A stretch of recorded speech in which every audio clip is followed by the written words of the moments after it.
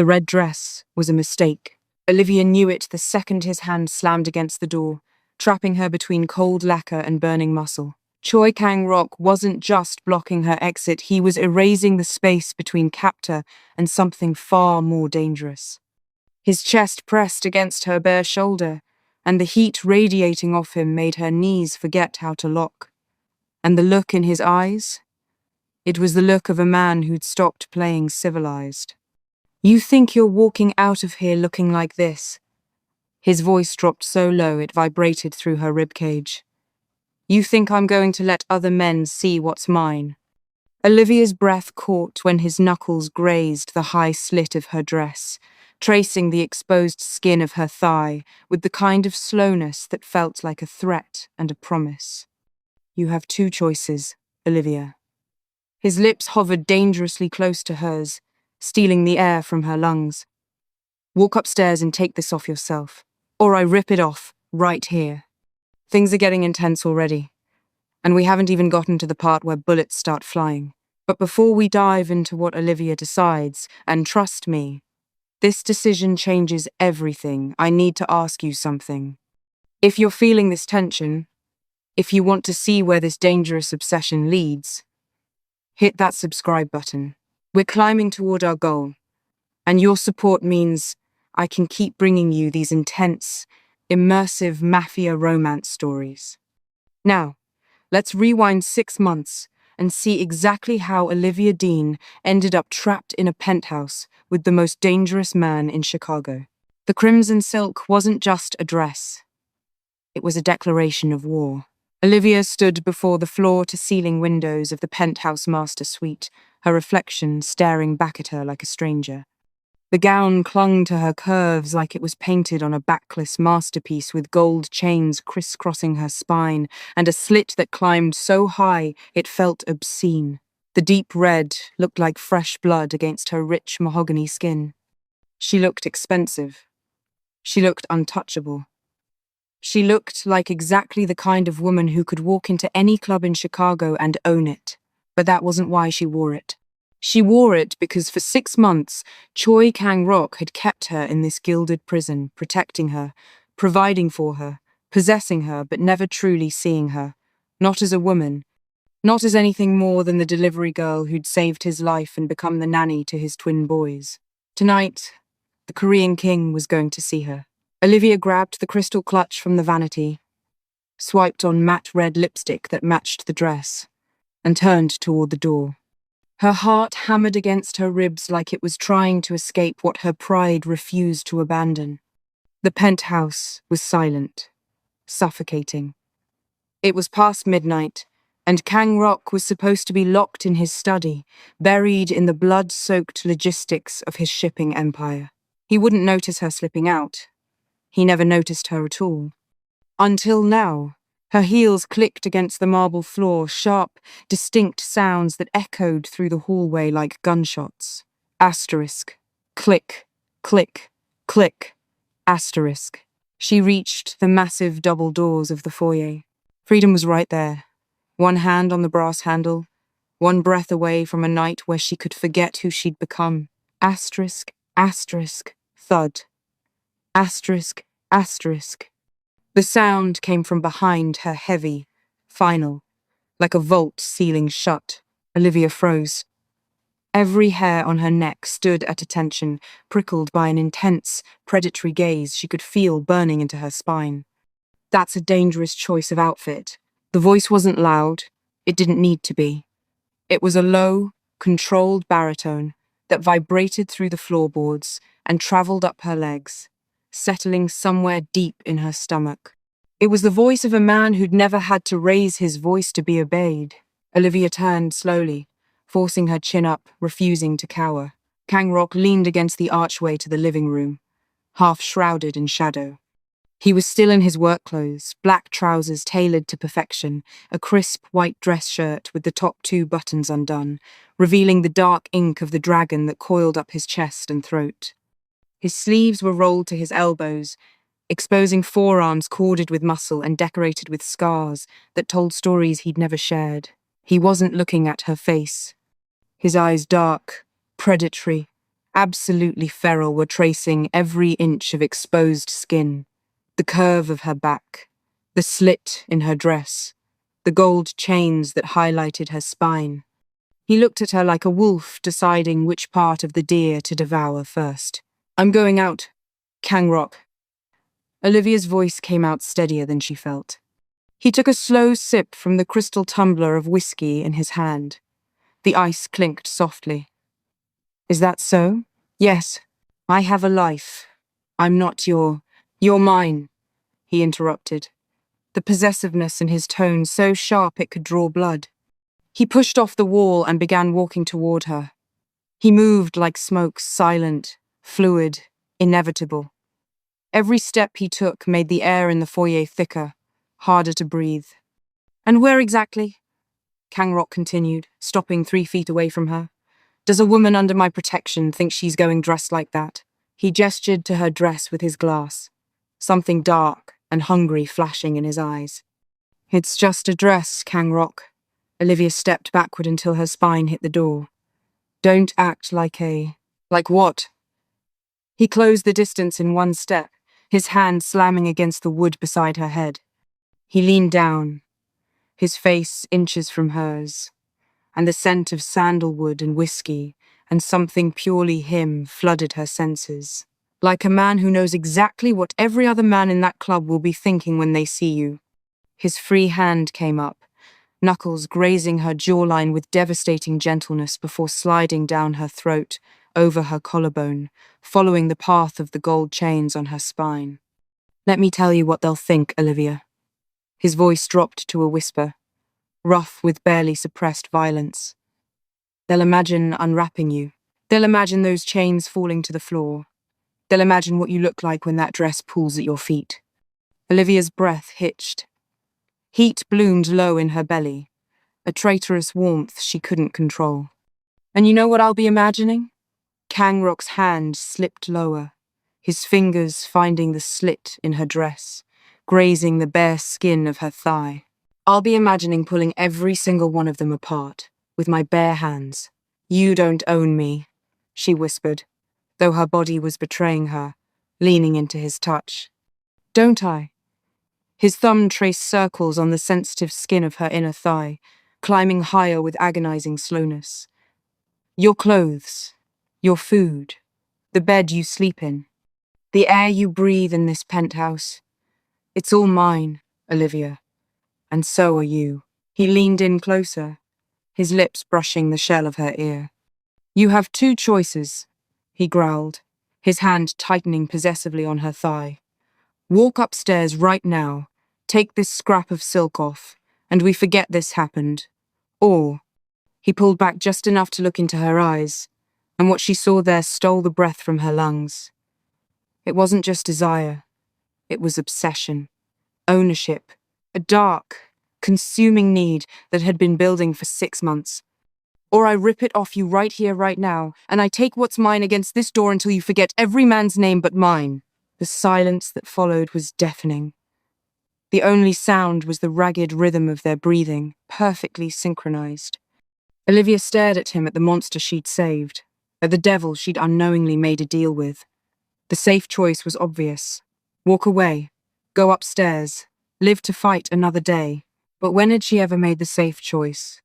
"I like this dress," she whispered, her voice trembling with defiance, and something else. Something reckless. Kang-rok's eyes flared. He understood exactly what she was saying. Too bad. His hand tangled in her hair, tilting her head back. The other hand grabbed the delicate strap of her dress. Asterisk. Re-ip. Asterisk. The sound of tearing silk echoed through the foyer like a starting gun. Before Olivia could gasp, his mouth crashed down on hers, claiming, demanding, devouring. This wasn't a kiss. It was a conquest. His tongue swept into her mouth, stealing her breath, her resistance, her very thoughts. Olivia moaned into his mouth, her hands instinctively gripping his shoulders, nails digging into the expensive fabric of his shirt. Kang-rok lifted her effortlessly, wrapping her legs around his waist. The ruined dress hung in tatters around her hips. He didn't break the kiss as he carried her away from the door, his grip on her thighs bruising and possessive. He was halfway to the staircase when the sound shattered everything. Asterisk, asterisk, ring, ring, ring. Asterisk, asterisk. The secure line. The red phone on the hallway table that only rang when someone was about to die. Kang-rok froze mid-step, his entire body going rigid. He tore his mouth from hers, chest heaving, eyes wild with desire and rage at the interruption. "Ignore it," Olivia breathed, pulling him back down for another kiss. "I can't." His voice was strangled. He set her down carefully, keeping one arm wrapped protectively around her waist. His other hand reached for the phone. He lifted the receiver. "Speak." Olivia watched the color drain from his face, watched the lover disappear and the killer emerge. When he slammed the phone down hard enough to crack the plastic, she knew their world had just ended. He turned to her, his eyes now cold and calculating. "Get upstairs. Lock the bedroom door. Don't make a sound. Kang-rok." "What?" "The Italians are here." He pulled a sleek black handgun from a holster at the small of his back, checking the chamber with practiced efficiency.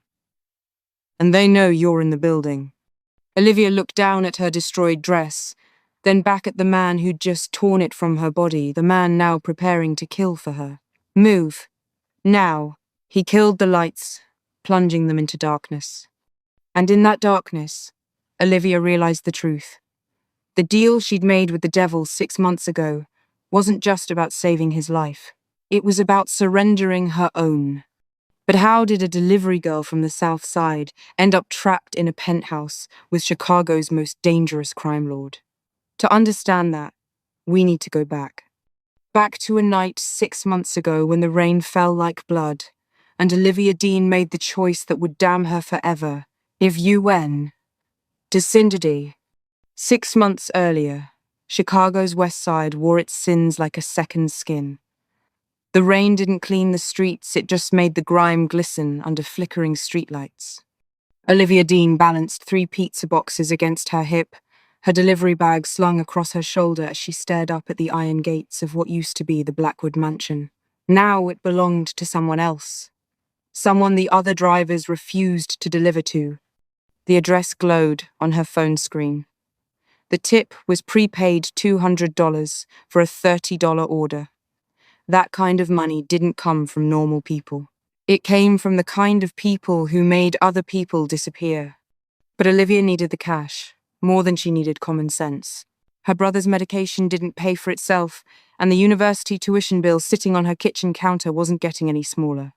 She pressed the call button on the gate intercom. Static crackled, but no voice answered. The gate, however, groaned open on rusty hinges, slow, deliberate, like a mouth widening to swallow her whole. Olivia's fingers tightened on the pizza boxes. Every instinct screamed at her to drop the food and run.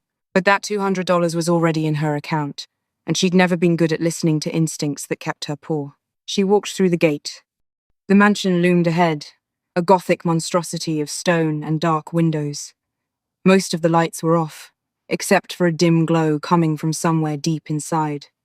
The circular driveway was empty, except for a black SUV with tinted windows and plates she couldn't read in the rain. Olivia climbed the marble steps to the front entrance. The massive oak doors were slightly ajar. Not wide open, just enough to be an invitation or a trap. "Hello?" Her voice sounded too small against the thunder rumbling overhead. "Pizza delivery." Silence. She nudged the door wider with her foot. The smell hit her first sharp, metallic, unmistakable blood. Fresh blood mixed with gunpowder and something else. Something expensive. Like cologne made from things that shouldn't be bottled. Olivia's heart kicked against her ribs. She should leave. Drop the pizzas and run. Call the police. Do anything except step inside. But the door was already open, and the smell of blood was too strong to ignore. What if someone was hurt? What if they were dying while she stood here calculating her own safety? She stepped into the foyer. The space was obscene in its luxury white marble veined with gold, a chandelier dripping crystal, walls covered in art that looked older than the country itself. But luxury meant nothing when it was painted red. Blood pooled across the marble in thick, spreading rivers. Shell casings littered the floor like confetti. Two bodies lay crumpled near an overturned table, men in suits, with holes where their faces used to be.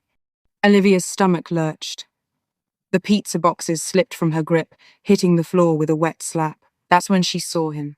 He was slumped against a gold-veined pillar near the base of a grand staircase, barely conscious. His black suit was soaked through with blood, too much blood.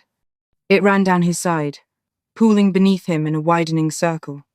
His head lolled forward, dark hair falling across a face that was all sharp angles and brutal beauty. But it wasn't the dying man that made Olivia freeze. It was the two infants, cradled in his massive arms. They were tiny, newborn, wrapped in silk blankets that were now stained crimson. They weren't crying. They were too young to understand that the man holding them was bleeding out. Too innocent to know they were cradled against death itself. The man's eyes flickered open, dark, fathomless, already halfway to somewhere she couldn't follow. They locked onto Olivia with an intensity that punched the air from her lungs. "Help!" His voice was a wet rasp, blood bubbling at the corner of his mouth. Them, not times help me asterisk, help times them asterisk. Olivia didn't think. She dropped to her knees beside him, her hands already reaching for the babies. The man's grip tightened instinctively, protective even in his dying moments, before his arms went slack. She pulled the twins free, cradling them against her chest. They were warm, breathing, unharmed. The silk blankets fell away, revealing the monogrammed initials stitched in gold thread. Asterisk, C, K, asterisk. The man's head dropped forward. His eyes rolled back. "No, no, no, stay with me!" Olivia pressed two fingers to his throat. The pulse was there, faint and thready, but there. She yanked her phone from her pocket with one hand while keeping the babies secure with the other. Her fingers hovered over 911. Then she saw it, the dragon tattoo coiling up the man's neck, disappearing into his blood-soaked collar. She knew that mark. Everyone in Chicago knew that mark. The Dragon Syndicate. Korean Mafia. The kind of people who made police officers disappear for asking the wrong questions. Calling the cops would get her killed. Calling an ambulance would get her killed. Doing nothing would get these babies killed. Olivia looked down at the infants in her arms, then at the dying man who'd used his last breath to beg for their safety. She made a choice. She set the twins gently on a dry patch of marble, then stripped off her delivery jacket and pressed it against the man's side where the blood was pumping darkest. He groaned, a sound of pure agony that rattled in his chest. "I've got them," she whispered, not knowing if he could hear her. "I've got them. So you don't get to die. You understand me? You don't get to leave them." His eyes cracked open one more time. They focused on her face, really focused, like he was memorizing every detail. Her brown skin slick with rain and blood, her dark eyes wide with terror and determination. The way her box braids fell across her shoulders as she leaned over him. "Who?" he rasped. "Nobody," Olivia said. "I'm nobody." His hand shot out with shocking speed, fingers locking around her wrist in a grip that was iron despite the blood loss. He pulled her closer, his breath hot and ragged against her ear. "Now, you're mine." Then his eyes closed, and his grip went slack.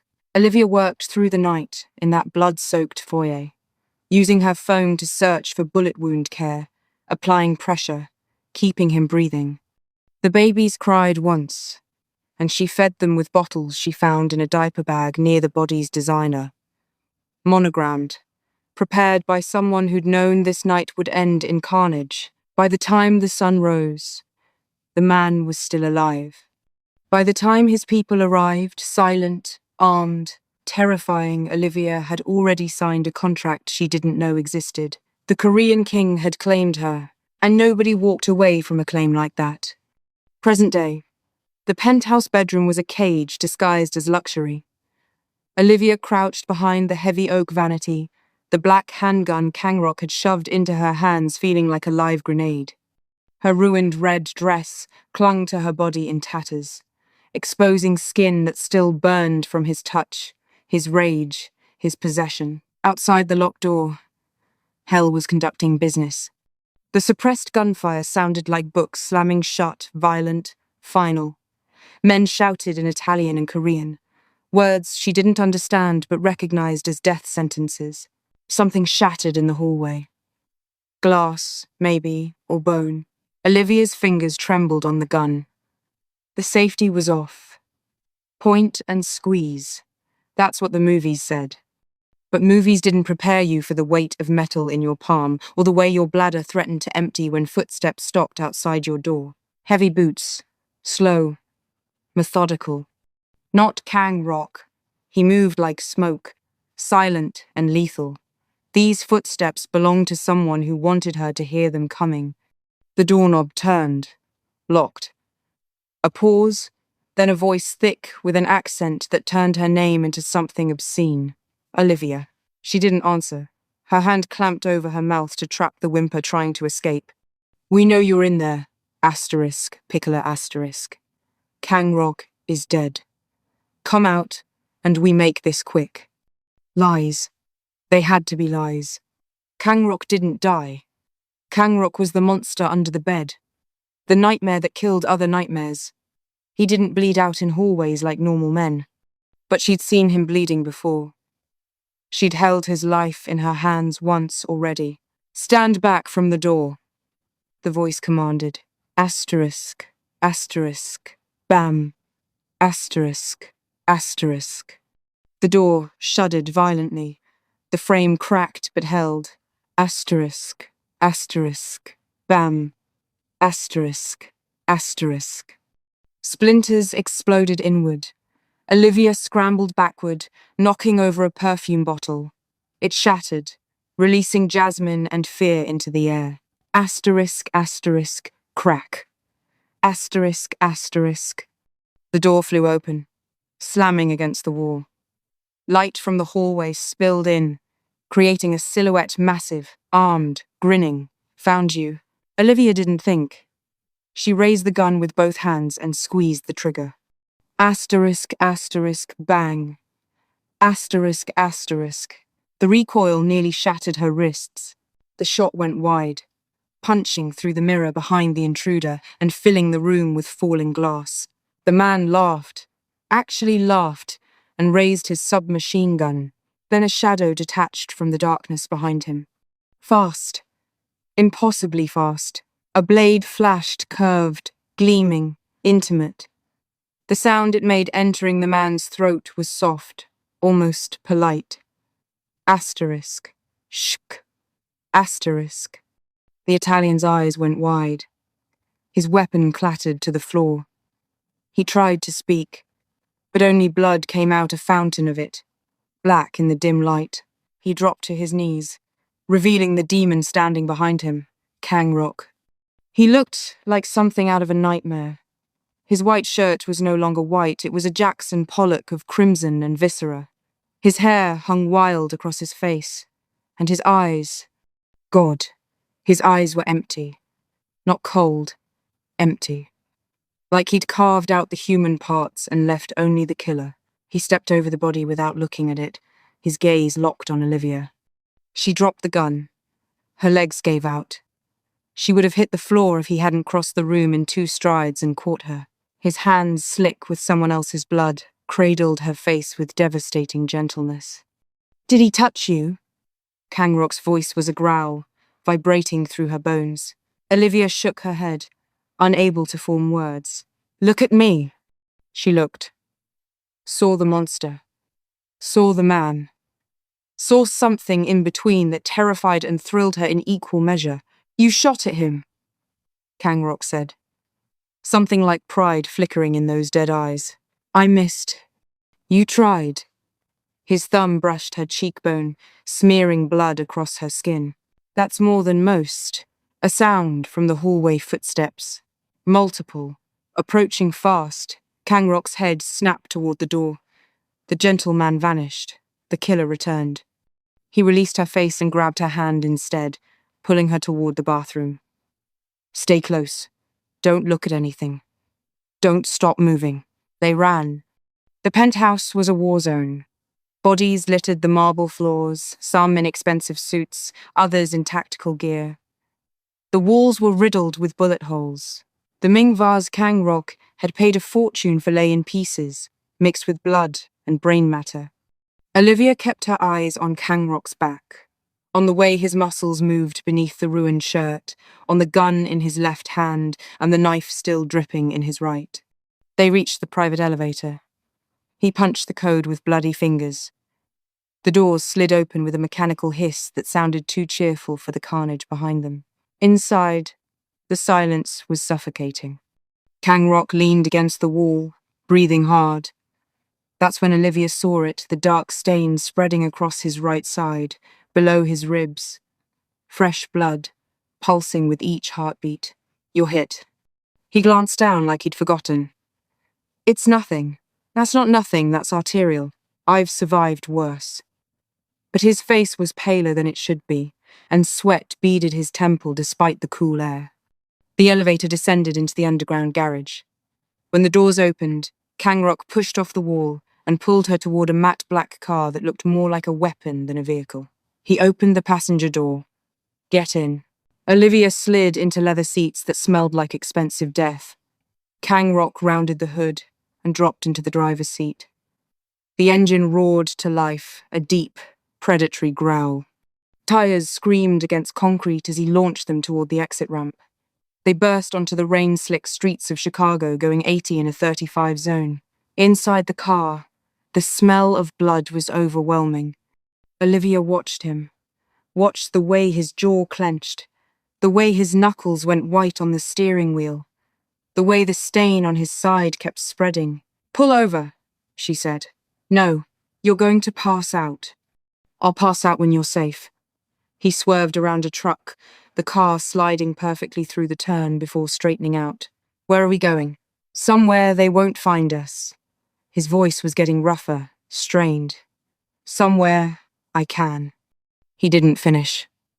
His eyes rolled back for a split second. The car swerved violently. Kang-rok. He jerked the wheel, correcting their trajectory. But his breathing was shallow now, labored. Olivia reached over and grabbed his thigh, squeezed hard enough to hurt. Stay with me. You don't get to die. Not after everything. His hand left the gear shift and covered hers, pressing her palm harder against his leg. The touch was possessive even now, even bleeding out. I told you, he rasped, eyes fixed on the road ahead. I don't die easily. But the blood said otherwise. It ran down his side, soaking into the seat, dripping onto the floor. Too much. Too fast. Olivia had saved him once before in a marble foyer, surrounded by bodies. Now she had to do it again. How far to this safe house? 10 minutes. You don't have 10 minutes. His laugh was bitter, wet. Then I guess you better keep me awake, Olivia. She didn't hesitate.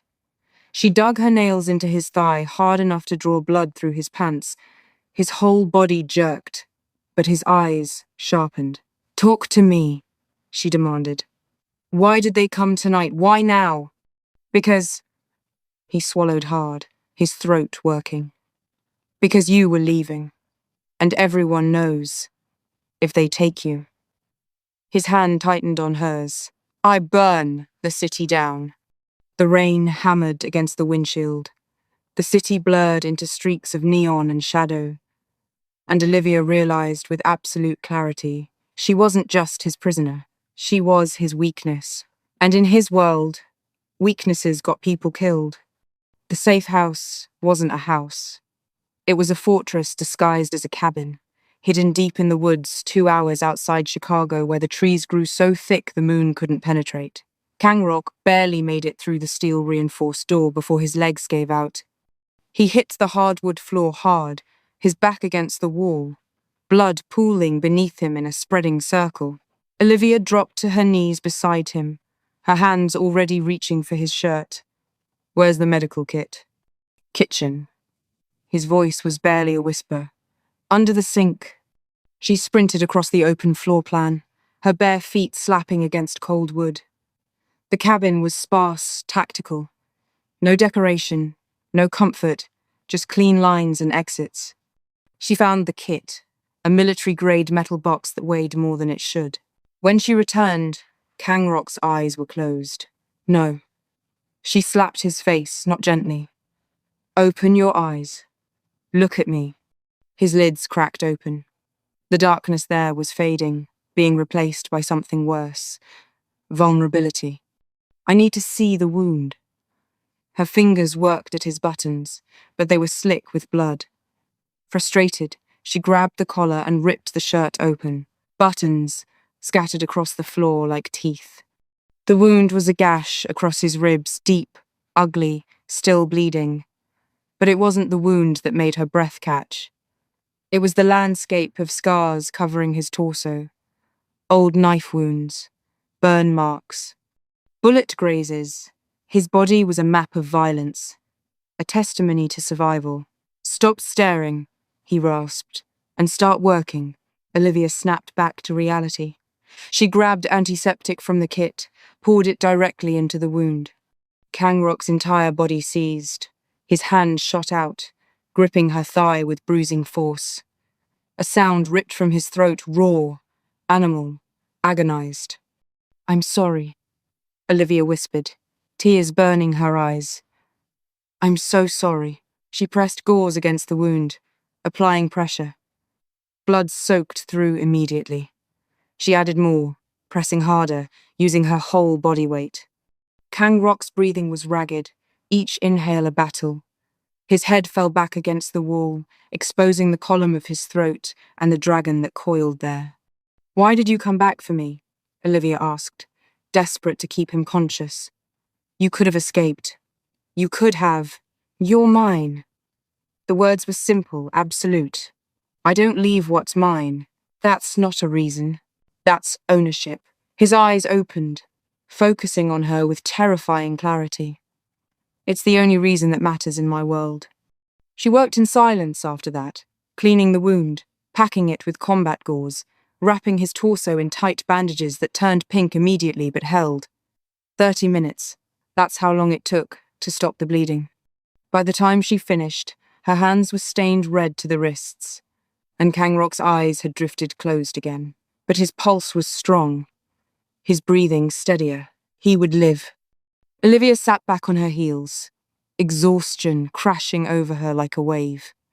She looked down at herself, the torn red dress now brown with dried blood, her skin painted in crimson, her hair wild with sweat and rain. She looked like something out of a horror film. She felt like something broken and remade. "Olivia." Her eyes snapped to his face. He was watching her with an expression she'd never seen before. Not possession, not hunger. Something softer, something that scared her more than his violence ever had. "Come here." It wasn't a command. It was a request. She crawled to him, settling between his spread legs. His hand came up, fingers threading through her hair, pulling her close until their foreheads touched. "I knew," he whispered. "Knew what?" "That night, 6 months ago, when you knelt in my blood and saved me."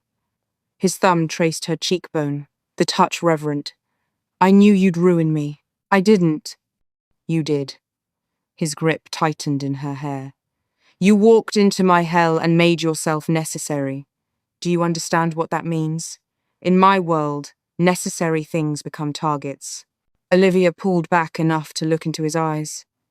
"Then why keep me?" "Because I'm a selfish bastard." His laugh was bitter. "Because the thought of you walking away, of someone else looking at you the way I do, of you smiling at another man," his jaw clenched. "I'd rather burn it all down than let that happen." It was the most honest thing he'd ever said to her. Not a confession of love, not a promise of forever, just raw, possessive truth. Olivia should have been terrified. Should have run while he was weak. Instead, she kissed him. It wasn't like the violent claiming in the penthouse. This was slow, deliberate, a choice made with open eyes. Her lips moved against his, tasting blood and rain and something uniquely him. Kang-rok groaned into her mouth, his hands pulling her closer despite the pain it must have caused. The kiss deepened, turned desperate, turned into a promise neither of them could articulate. When they finally broke apart, both breathing hard, Olivia whispered against his lips, "Then don't let me go." His eyes blazed. Never. Dawn came soft through the cabin windows, turning the blood on the floor into rust. Olivia woke in a bed she didn't remember getting into, wrapped in sheets that smelled like cedarwood and gunpowder. Kang-rok was beside her, shirtless, bandaged, one arm thrown possessively across her waist even in sleep. The harsh lines of his face had softened in rest, making him look younger, almost human. She studied him in the golden light, the dragon tattoo that coiled up his neck, the scar bisecting his left eyebrow, the way his dark lashes cast shadows on his cheekbones. He was beautiful in the way dangerous things were beautiful. Sharp, brutal, utterly captivating. His eyes opened, immediately alert despite the blood loss. They found her face, and something in his expression eased. "You're still here." His voice was rough with sleep. "Where else would I be? Gone." His hand on her waist tightened. "Smart women run from men like me. I've never been particularly smart." The corner of his mouth lifted not quite a smile, but close. "No. You're brave. Braver than anyone who's ever worked for me. I don't work for you." "No." His thumb traced circles on her hip, through the thin fabric of the shirt she wore his shirt. "You're something far more dangerous." Before she could ask what he meant, his phone buzzed on the nightstand. The sound shattered the intimacy like glass. Kang-rok's expression shuttered. He reached for the phone, his jaw tightening as he read the screen. "What is it?" "My second in command." He sat up slowly, wincing at the pull on his stitches. The Italians weren't working alone. There was a leak. Someone inside the syndicate sold our location. Olivia's blood ran cold. Who? That's what we're going to find out. He stood, moving with the fluid grace of a predator despite his injury. "Get dressed. We have company coming." "Here? I thought this place was secret." "It is. These are my people, the ones I trust." His eyes met hers, dark and serious. "The ones who'll help me find the traitor and burn them alive." 20 minutes later, Olivia stood in the cabin's main room, wearing tactical pants and a black thermal shirt from the emergency supplies. Her hair was pulled back in a tight bun, and her face was clean of blood but not fear. Kang-rok leaned against the kitchen island, dressed in fresh clothes that didn't quite hide the bulk of bandages beneath. He'd strapped a gun to his thigh and a knife to his forearm. He looked like death, waiting for an appointment. The sound of vehicles approaching made them both tense. "Stay behind me," Kang-rok ordered, his hand moving to his weapon. The door opened. 3 people entered, 2 men and a woman, all armed, all moving with the efficiency of trained killers. The woman spoke first, her voice sharp. "The penthouse is ash. 16 dead. The Italians are claiming you started it." "I finished it," Kang-rok corrected. "Who gave them the access codes?"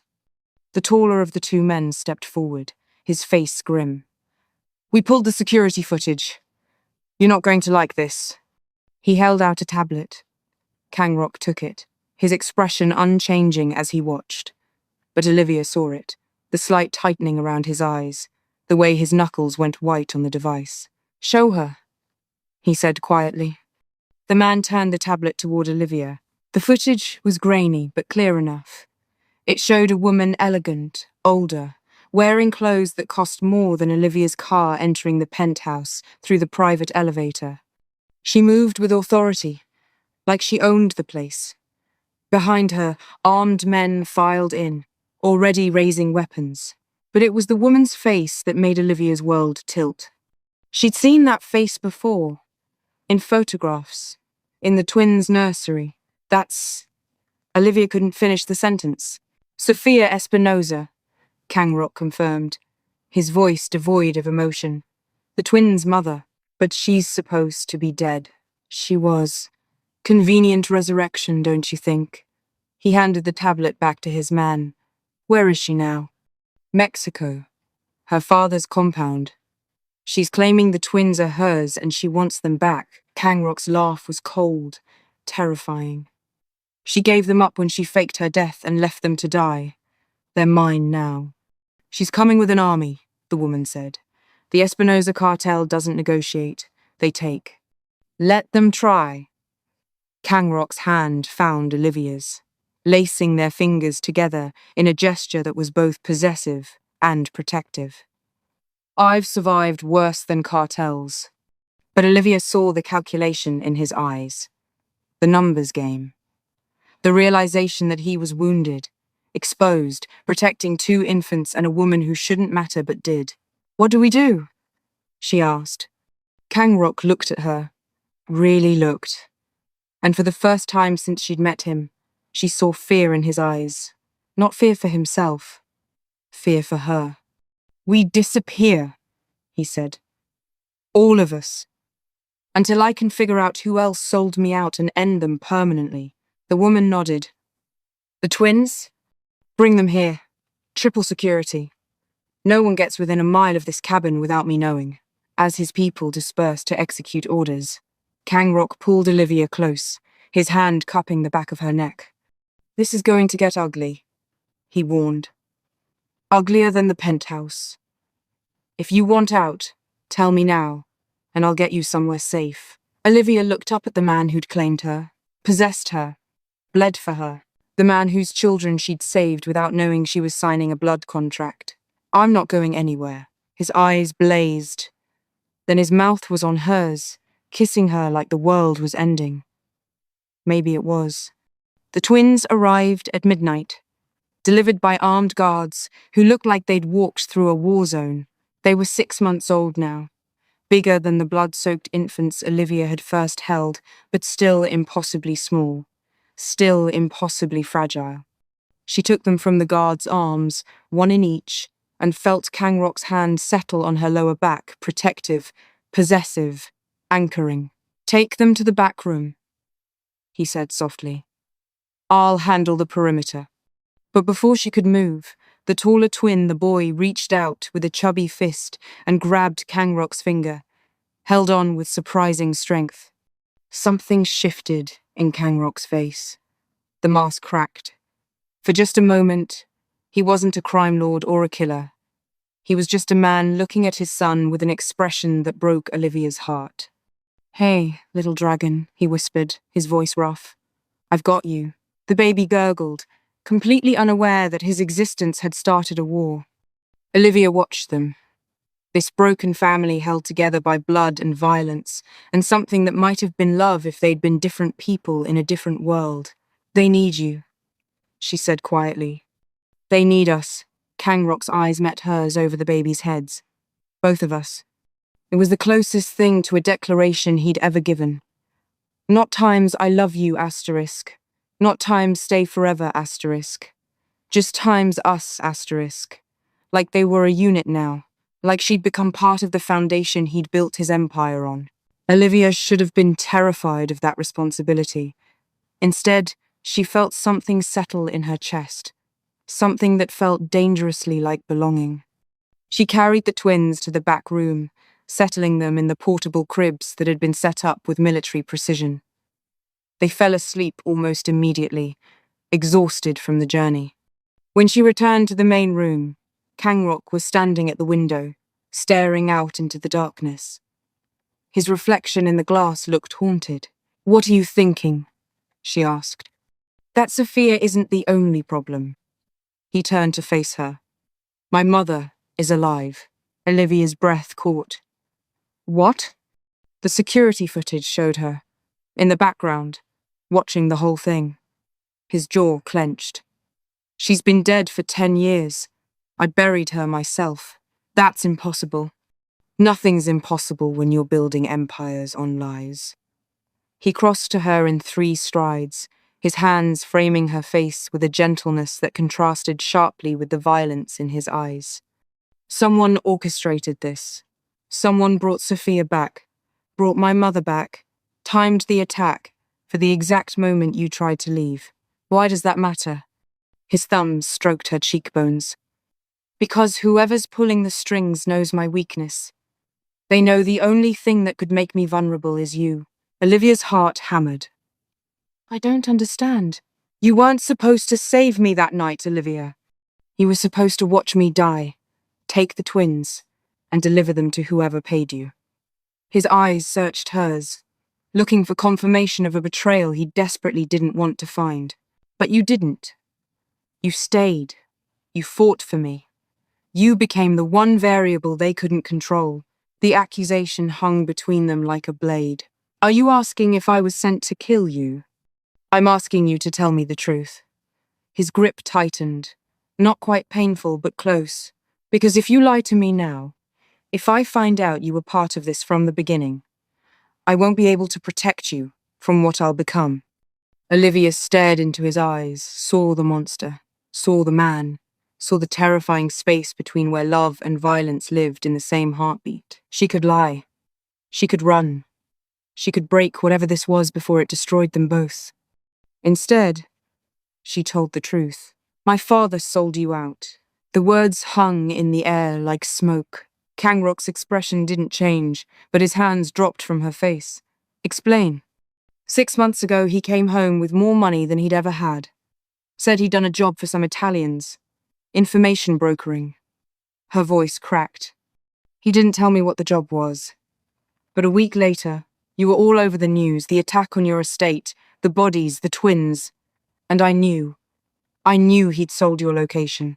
And you still saved me. I didn't know who you were when I found you. I just saw a man dying, and babies who needed someone. Tears burned her eyes. By the time I realized what my father had done, it was too late. You'd already claimed me.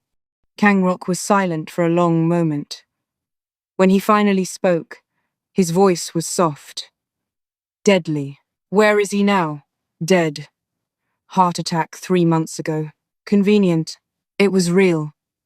I buried him. Did you? He stepped closer, crowding her space. Or did someone make it look real to tie up loose ends? Olivia's mind raced.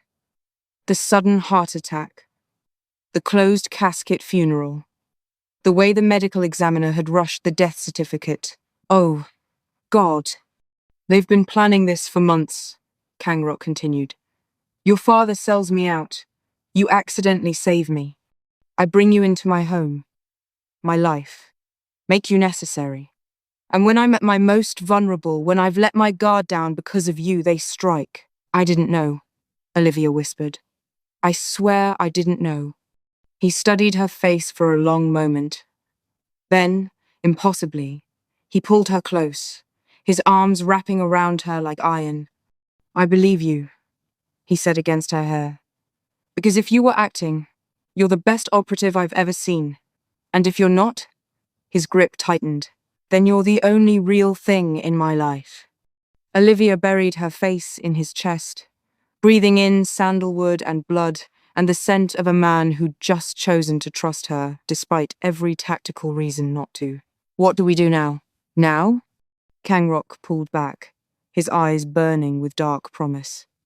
Now we find whoever's orchestrating this, and we end them so completely, they serve as a warning for the next 100 years.